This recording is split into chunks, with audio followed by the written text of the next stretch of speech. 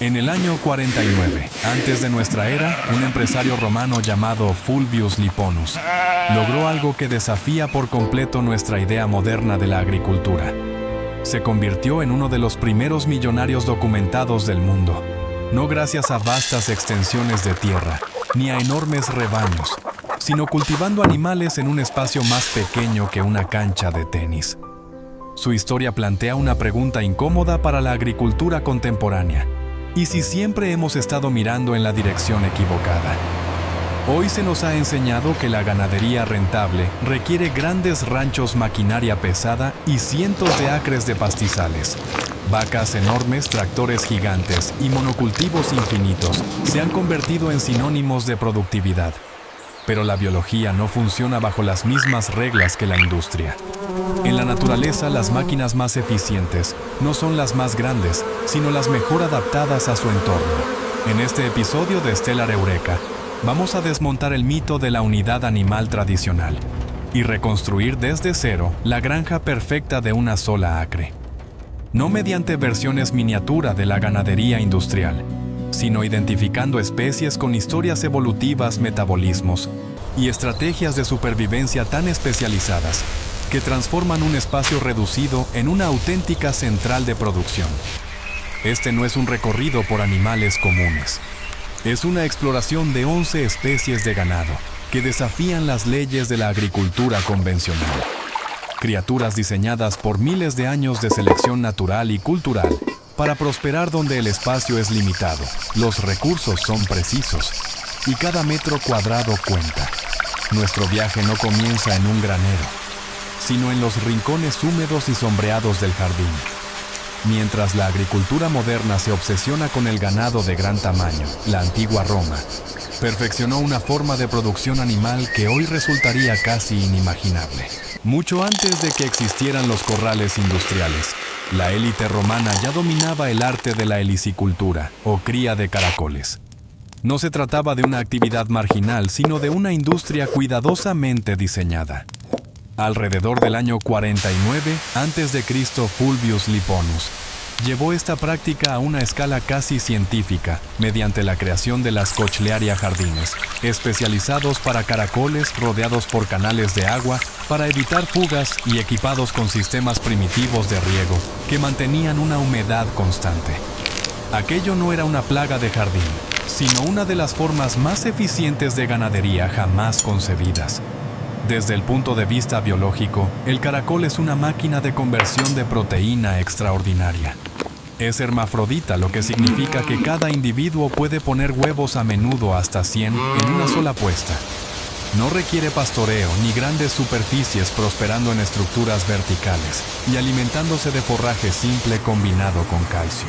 En un espacio de apenas 6 por 6 metros, una instalación bien gestionada puede producir cientos de kilos de carne al año. Pero el verdadero tesoro está en los huevos.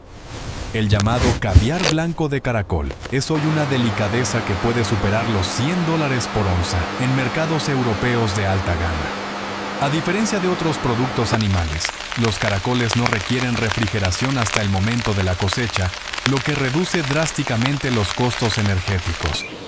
En una sola acre, dedicar un pequeño rincón a esta antigua práctica puede generar más ingresos por metro cuadrado que una explotación ganadera tradicional, demostrando que la eficiencia no depende del tamaño, sino del diseño biológico.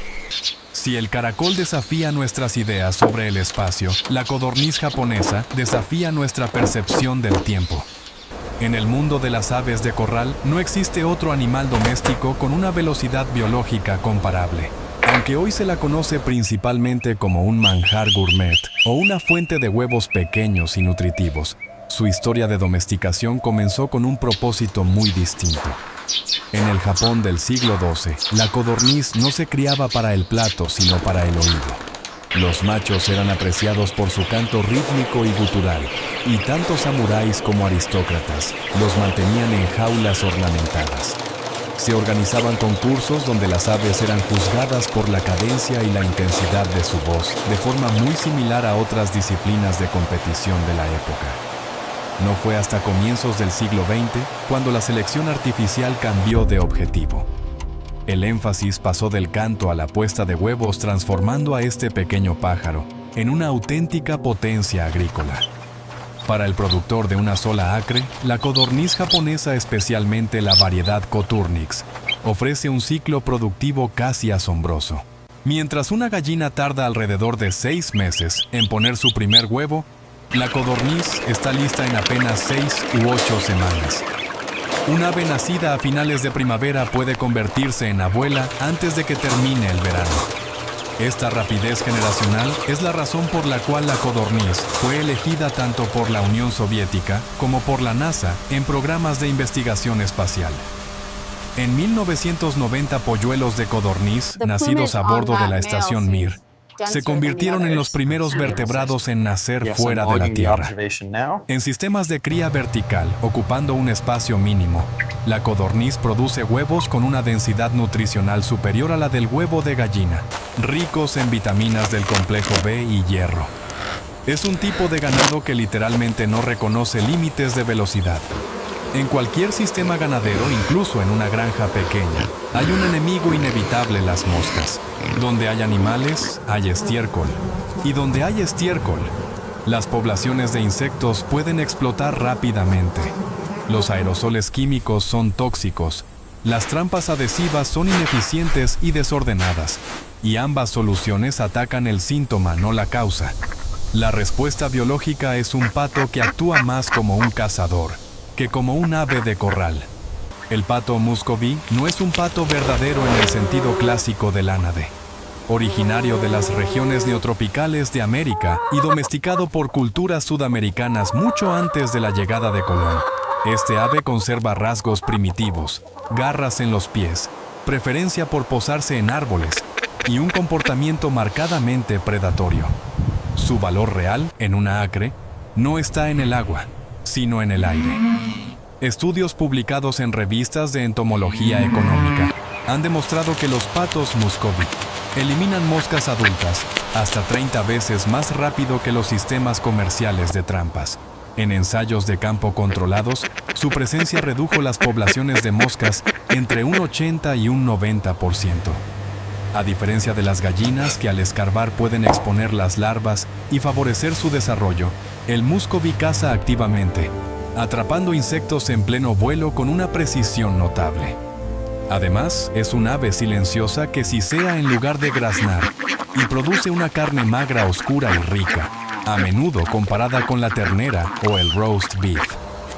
En una sola acre, un pequeño grupo de patos muscovy funciona como el departamento de saneamiento de la granja, transformando plagas en proteínas sin dañar el huerto ni los cultivos. Si el pato muscovy domina el aire, el siguiente pato fue moldeado por siglos de trabajo en el agua y el barro. Basta observar los relieves de piedra del templo de Borobudur en Java, que datan del siglo IX, para encontrar la silueta inconfundible de un ave, erguida casi como un pingüino. Ese animal es el pato corredor indio, una raza que no fue creada únicamente por la naturaleza, sino por más de 1000 años de ingeniería agrícola. Los agricultores del sudeste asiático necesitaban un ave capaz de recorrer largas distancias en los arrozales, inundados sin agotarse ni dañar las plantas. La solución fue seleccionar patos con una postura vertical, patas fuertes y una movilidad excepcional. El resultado es un pato que no vuela y no se contonea, corre. Su historia está íntimamente ligada al método tradicional aigamo, en el cual los patos se liberan en los campos de arroz para consumir insectos y malas hierbas, oxigenar el agua con su movimiento y fertilizar el cultivo con sus excrementos. En una granja seca de una sola acre, este legado se traduce en uno de los sistemas de control de plagas más elegantes que existen. A diferencia de los patos pesados de carne que aplastan los cultivos, el corredor indio se desplaza con sorprendente agilidad entre las hileras del huerto, eliminando babosas y caracoles, sin destruir la lechuga ni la col rizada. Además, es un ponedor excepcional. Muchas hembras rivalizan con las mejores gallinas comerciales, alcanzando hasta 300 huevos al año. En esencia, el pato corredor indio es una unidad móvil de control biológico que además te paga todos los días en forma de desayuno. Antes de que la revolución química de la década de 1950 inundara la agricultura con herbicidas, el control de las malas hierbas en el sur de Estados Unidos se realizaba de una manera muy distinta. En los campos de algodón, maíz y tabaco, la herramienta más valiosa no siempre era una azada, sino un ave. Así nació el ganso Cotton Patch, una raza desarrollada específicamente para desherbar cultivos en hileras. Los gansos son únicos entre las aves de corral, porque son casi exclusivamente herbívoros y muestran una fuerte preferencia por las gramíneas frente a las plantas de hoja ancha. Los agricultores descubrieron que una bandada de gansos Cotton Patch devoraba el pasto cangrejo y la hierba Johnson que asfixiaban los campos, mientras dejaban intactas las plantas de algodón. Datos históricos de la agricultura indican que 12 gansos podían realizar el trabajo de deshierve, equivalente al de un trabajador humano.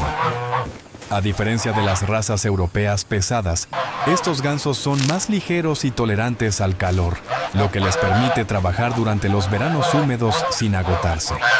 En una granja moderna de una sola acre, funcionan como un cortacésped vivo que fertiliza el suelo mientras trabaja. Además, el Cotton Patch es autosexable. Los machos nacen blancos y las hembras grises, lo que permite identificar el sexo desde el primer día y simplificar enormemente cualquier programa de cría. Es una solución agrícola antigua que sigue siendo sorprendentemente moderna. A menudo se dice que la gallina de Guinea es la mejor erradicadora de garrapatas del mundo. Si bien es cierto que las consume, los estudios científicos indican que esta reputación ha sido algo exagerada y que en algunos casos incluso pueden actuar como hospedadores. Sin embargo, centrarse únicamente en ese aspecto es perder de vista su verdadera función en una granja de pequeña escala. El valor real de la gallina de Guinea reside en su papel ancestral como sistema de alarma. Su comportamiento recuerda a la famosa leyenda romana de los gansos sagrados de Juno, que en el año 390 a.C. alertaron a la ciudad de un ataque furtivo. Las gallinas de Guinea son extremadamente vigilantes y poseen un grito áspero y penetrante que se activa ante cualquier anomalía: halcones en el cielo, zorros en el campo, serpientes en la hierba o incluso la presencia de un extraño. En una granja de una sola acre, donde un único ataque de un depredador puede acabar con toda la parvada, esta capacidad es invaluable. Actúan como los ojos y oídos del sistema, permitiendo que las demás aves pastoreen con mayor seguridad. Son animales semisalvajes, suelen dormir en árboles altos, y si se les permite vagar libremente, requieren muy poco alimento suplementario, sobreviviendo casi por completo de insectos y semillas. Más que ganado productivo, las gallinas de Guinea son guardias de seguridad de bajo mantenimiento, que protegen silenciosamente el equilibrio del ecosistema agrícola. Para maximizar la producción calórica en una sola acre, es necesario mirar hacia una fuente de proteína que durante siglos fue esencial y hoy casi ha desaparecido de la agricultura moderna. En la Europa feudal, el derecho a construir un colombier, un palomar, era un privilegio reservado a la nobleza. Estas grandes torres de piedra albergaban miles de palomas y garantizaban carne fresca durante el invierno, cuando otros animales ya habían sido sacrificados. El producto no era la paloma adulta, sino el squab, un pichón cosechado aproximadamente a los 28 días de edad, justo antes de abandonar el nido. El secreto de su extraordinaria eficiencia reside en un fenómeno biológico poco común, llamado leche de buche. Tanto el macho como la hembra producen una secreción altamente nutritiva en el revestimiento de su buche para alimentar a sus crías. Gracias a esta sustancia, los pichones crecen a una velocidad explosiva, alcanzando el peso de mercado en menos de un mes, más rápido, incluso que muchos pollos de engorde modernos. Una pareja de palomas utilitarias puede producir entre 12 y 16 squabs al año y requiere muy poco espacio. Un pequeño palomar en la esquina de un cobertizo es suficiente. Si se les permite volar libremente, las palomas recolectan nutrientes del entorno y los devuelven a la granja en forma de proteína de alta calidad y estiércol rico en nitrógeno. Es un sistema de producción de bajos insumos y alto rendimiento que sorprendentemente hemos olvidado casi por completo. Cuando se trata de mamíferos en una granja de una sola acre, una vaca simplemente no encaja en la ecuación. El costo metabólico de mantener un animal de más de 500 kilos en un espacio limitado es insostenible y obliga a importar alimento de forma constante. La solución no es una versión reducida de la ganadería industrial, sino un rumiante diseñado para la densidad. Ahí es donde entra la cabra nigeriana enana. A menudo considerada una cabra ornamental o de zoológico interactivo, esta raza es en realidad una potencia bioquímica. Mientras que la leche de una vaca Holstein contiene alrededor de un 3,7% de grasa butírica y la de una cabra estándar entre un 3 y un 4%. La cabra nigeriana enana produce de forma constante leche con entre un 6 y un 10% de grasa. Este valor rivaliza incluso con el de la famosa vaca Jersey. ¿Por qué importa esto en una acre? Porque el rendimiento del queso depende directamente del contenido de sólidos. Un solo galón de leche de cabra nigeriana enana puede producir casi el doble de queso que un galón de leche comercial convencional. Esto significa más valor nutricional y económico sin necesidad de manejar grandes volúmenes de líquido. Además, su pequeño tamaño permite mantener 3 o incluso 4 cabras en el espacio que ocuparía una sola cabra estándar. Como animales ramoneadores, limpian arbustos, zarzas y hiedra venenosa, transformando cercas abandonadas y bordes descuidados en leche rica, densa y altamente nutritiva.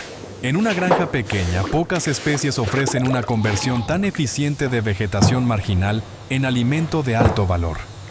Si el objetivo no es la leche, sino la carne, el desafío en una granja pequeña cambia por completo.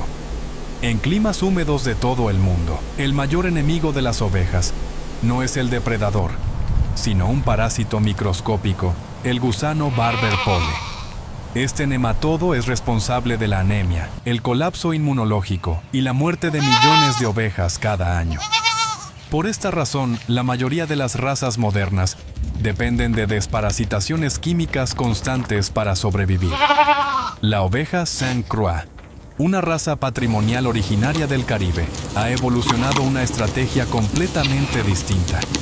En lugar de sucumbir al parásito, su sistema inmunológico lo combate activamente.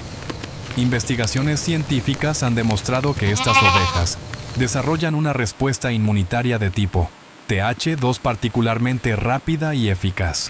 Su organismo reconoce las larvas en el estómago y lanza un ataque celular que impide que los gusanos se establezcan. En ensayos de pastoreo comparativos, los corderos Saint Croix albergaron hasta un 99,9% menos de parásitos que razas susceptibles como la Dorset. Al consumir larvas que no logran reproducirse, actúan como un aspirador biológico que rompe el ciclo de infección del pastizal. Además, son ovejas de pelo, no de lana. Mudan su abrigo de forma natural, eliminando la necesidad de esquila. Esta combinación de resistencia y bajo mantenimiento permite una mayor densidad animal en una sola acre, sin los colapsos sanitarios habituales de la ganadería convencional. La oveja Soay no es simplemente ganado, es una cápsula del tiempo viviente.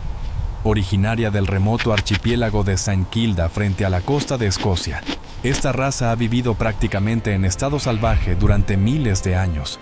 Su aspecto y comportamiento se asemejan más a las ovejas del Neolítico que a cualquier animal de granja moderno, conectándonos directamente con los primeros amaneceres de la agricultura humana.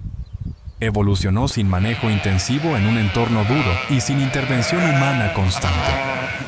Esa historia la convirtió en un animal increíblemente resistente, pero también encierra una advertencia biológica importante para el productor de una sola acre. Estudios poblacionales en la isla de Hirta revelaron un fenómeno conocido como dependencia de densidad sobrecompensatoria. La población de ovejas Soay no se estabiliza de forma natural, crece rápidamente hasta superar la capacidad del entorno y luego colapsa de manera abrupta. En una granja pequeña, esto significa que son fértiles, ágiles y muy adaptables, pero requieren un control estricto de su número. Al igual que la Saint Croix, son ovejas de pelo y mudan su abrigo de forma natural, mediante un proceso llamado rowing. Históricamente, los habitantes de las islas no las esquilaban. Recogían la lana suelta para hilarla y tejerla. Son animales pequeños y atléticos, y producen una carne magra y sabrosa muy apreciada por chefs contemporáneos. Criarlas no es solo una decisión productiva, sino también una forma de conservar un fragmento vivo de la historia agrícola. Cuando se piensa en criar cerdos, la imagen que suele venir a la mente es la de un animal poderoso capaz de transformar un terreno en un campo arado en cuestión de días. En una granja de una sola acre, un cerdo convencional puede convertirse rápidamente en un desastre ecológico. Sin embargo, existe una excepción notable a esta regla, el cerdo Kune Kune de Nueva Zelanda. Criado históricamente por el pueblo maorí para vivir cerca de las aldeas humanas, el Kune Kune fue seleccionado no por su agresividad ni por su crecimiento acelerado, sino por su docilidad y su compatibilidad con espacios compartidos. Su rasgo anatómico más distintivo es su hocico corto y ligeramente levantado. Esta característica lo hace mucho menos apto para el osado profundo, que caracteriza a otras razas de hocico largo. Aunque puede escarbar si se lo permite, el Kune Kune es principalmente un animal pastor. Su dieta se basa en hierba hojas y restos vegetales fermentando la fibra en su intestino posterior, de forma similar a un caballo. Esto lo convierte en el único cerdo verdaderamente adecuado para el manejo de pasturas en superficies pequeñas. Además de su temperamento tranquilo y sociable, muchos ejemplares presentan unas pequeñas carúnculas llamadas piri piri o wattles, dos apéndices carnosos que cuelgan bajo la mandíbula, y que aunque no cumplen una función biológica conocida, son una marca inconfundible de esta raza patrimonial. En una sola acre, una pareja de cerdos, Kune Kune, puede convertir recortes de césped y fruta caída del huerto en carne y manteca de alta calidad sin transformar la tierra en un lodazal. Es la prueba final de que en la agricultura de pequeña escala, la compatibilidad ecológica vale más que la fuerza bruta. Al observar estos animales en conjunto, queda claro que el éxito de una granja de una sola acre no se mide en toneladas de carne ni en el tamaño del ganado. La verdadera métrica es la eficiencia ecológica. Ninguna de estas especies es una versión miniaturizada de la ganadería industrial. Cada una es el resultado de miles de años de adaptación biológica y selección cultural diseñada para ocupar un nicho específico dentro de un ecosistema complejo. El error moderno ha sido intentar forzar modelos industriales en espacios pequeños, ignorando los costos metabólicos, sanitarios y energéticos que ello implica. En contraste, estos animales demuestran que cuando se elige correctamente el propio comportamiento del ganado, puede convertirse en una herramienta. Algunos cazan plagas, otros controlan malas hierbas, otros fertilizan el suelo, alertan de peligros o convierten vegetación marginal en alimentos de alto valor nutricional. Una acre bien diseñada no es una versión reducida de un rancho. Es un sistema integrado donde cada especie cumple una función clara y complementaria. En lugar de luchar contra la biología, este enfoque trabaja con ella reduciendo insumos externos y aumentando la resiliencia del sistema completo.